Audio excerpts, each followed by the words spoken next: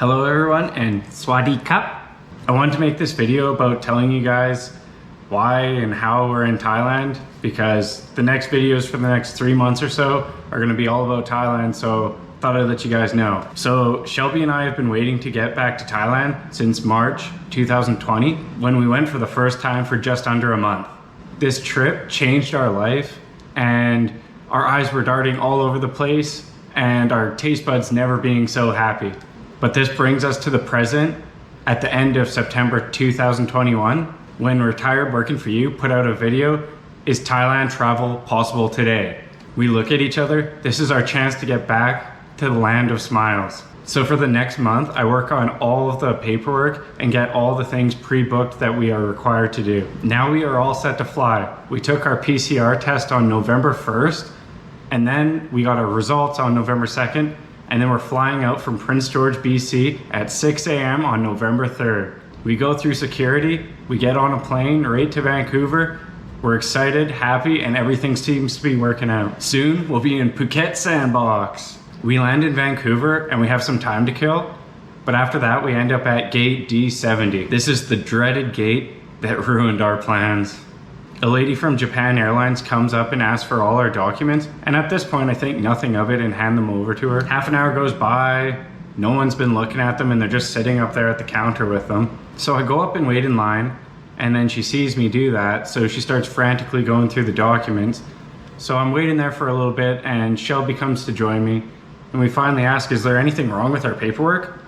This is when we find out all of our paperwork's proper, but Singapore's not allowing transitioning flights through, which really frustrated me because I phoned both airlines and asked before I went, and they said there would be no issues.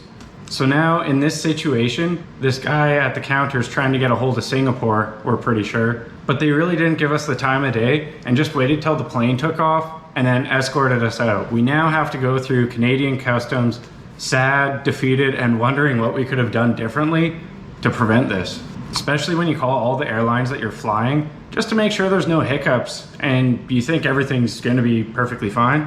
Then spending the night to get refunds, but no luck because Japan Airlines supposedly marked us down as no-shows and didn't remove us from a PR list, so the travel agent site couldn't refund us. But moving on from that headache, now we start wondering how to get to Thailand. I see a flight with Korean Air that's gonna go from Vancouver to Seoul, to Bangkok, and then to Phuket. So I quickly book our flights. So early in the morning, we make sure to go to Korean Air front desk right as they open. But yet again, a bunch of problems. Now we can't go through Bangkok to Phuket. So our COE for Phuket isn't gonna work anymore and things are looking bleak. Around this point, I was actually phoning the site that I got our tickets through because I didn't think we were gonna get on this flight and I didn't wanna get a no-show or a no refund again. But the lady at check-in told me to hang up and helped us through every single step of this process. We had to phone the Thai embassy to see if we could change our COE on the spot. Luckily we can.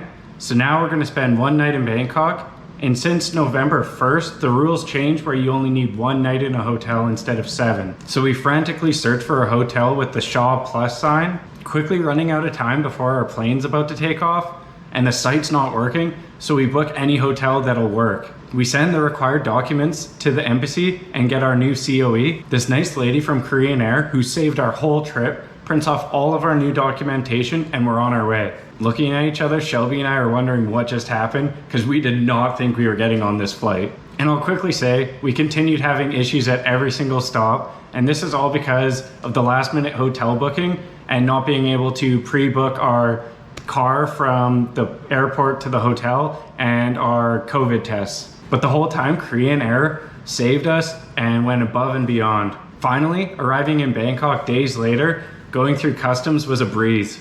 They were very understanding and we got out to the waiting area with our checked luggage. We got sent to the information desk and they called our hotel for us. The car arrived about an hour later to come pick us up to the hotel, and we're super excited to go have a good night's sleep. We get to the hotel, we pay the extra for the transfer, we pay the extra for the test, and they tell us our test is gonna be tomorrow or 12 hours later at 2 p.m.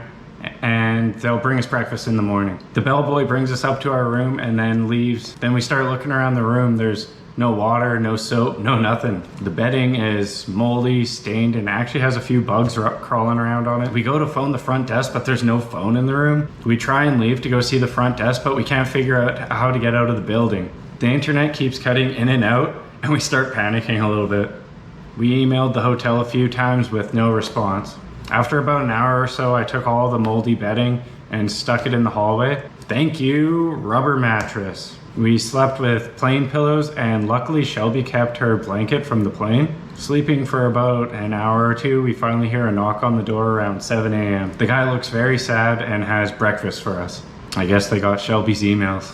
I don't want to share the hotel's name because after this point, they did everything they could to make our stay awesome. They switched our room, they set up a line app on our phone so we could contact them, and they fed us for free the rest of our stay. We got our COVID tests. They came back undetectable, which means negative here, and then our awesome Thailand journey begins. Now this is where we are, here in Thailand, the land of smiles.